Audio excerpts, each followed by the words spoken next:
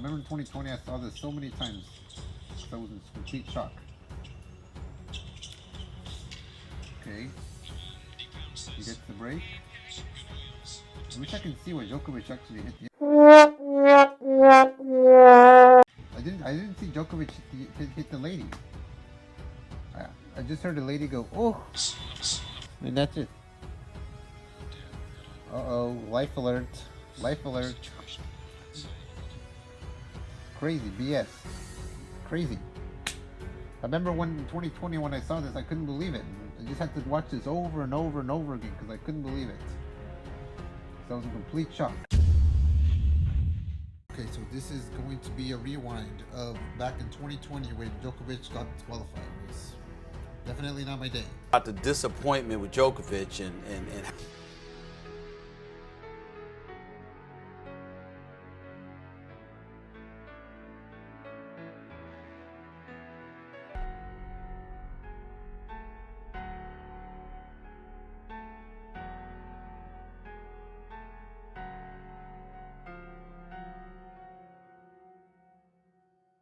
yeah, people did not like it. People, we were in the news and for the past two years, and then when Djokovic got disqualified, they didn't believe it. People disagreed. In fact, most people disagreed with that, because that wasn't right. And one of my favorite players, you know what happened? One of my favorite players was knocked out of the tournament, but in an unusual way. In an unusual way that happened, just because, and that happened at the U.S. Open Arthur Ashe Stadium court, which it was sad, speechless.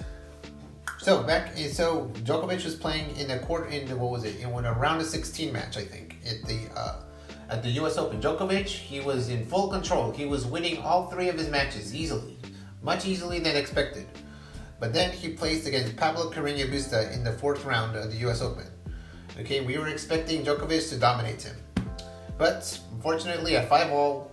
When Carreño Busta got the break after hitting a nice shot against Djokovic, out of frustration, he tapped gently, swung the ball, and hit a line judge on the throat. Now we don't know who he then hit the line judge in the throat, and the lady started overreacting. The lady started overreacting to the ball and started screaming in pain because the ball hit her in the throat. And then she landed on the ground, and then Djokovic, in immediate response, came up to confront the lady. She went to confront the lady, and then after talking with the umpire and talking with the officials, he was disqualified. Looks like a default for Novak Djokovic. And for me, I don't like that. I hate it when that happens.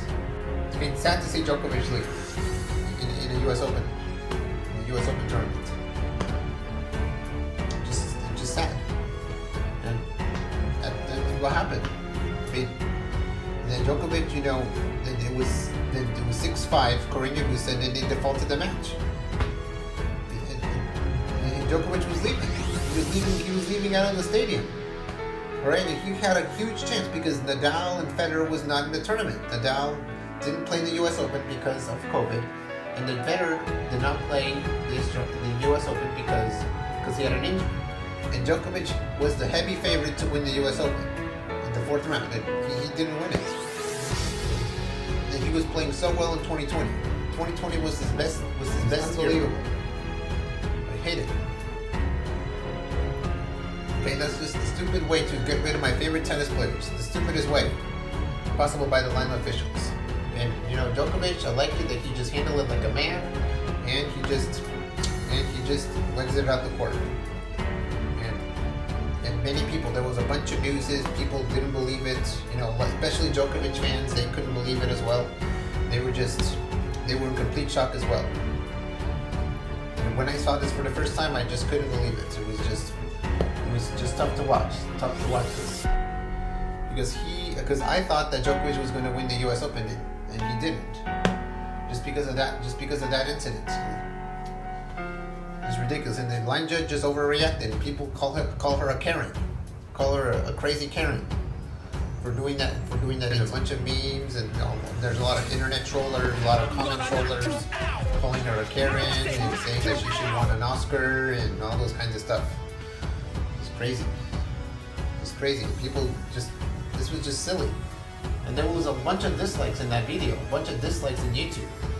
I mean, there was so many dislikes, nobody liked it.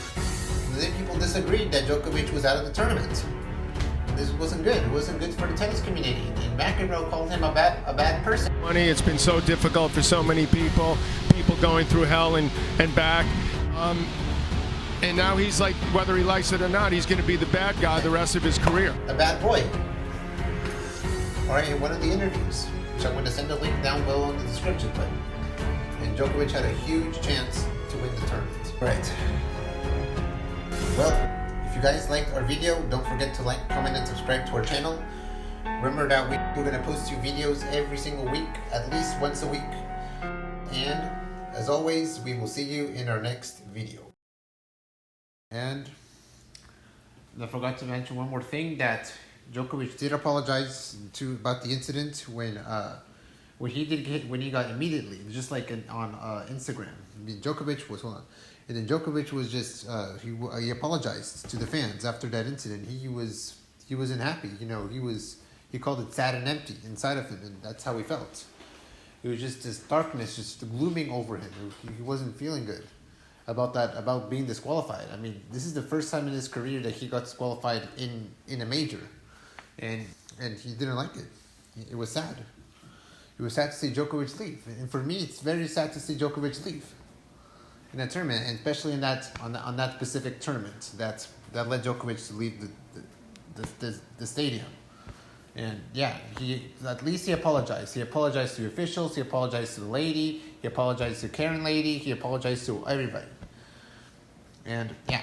And he felt very sorrow. He felt very sorry for the lady.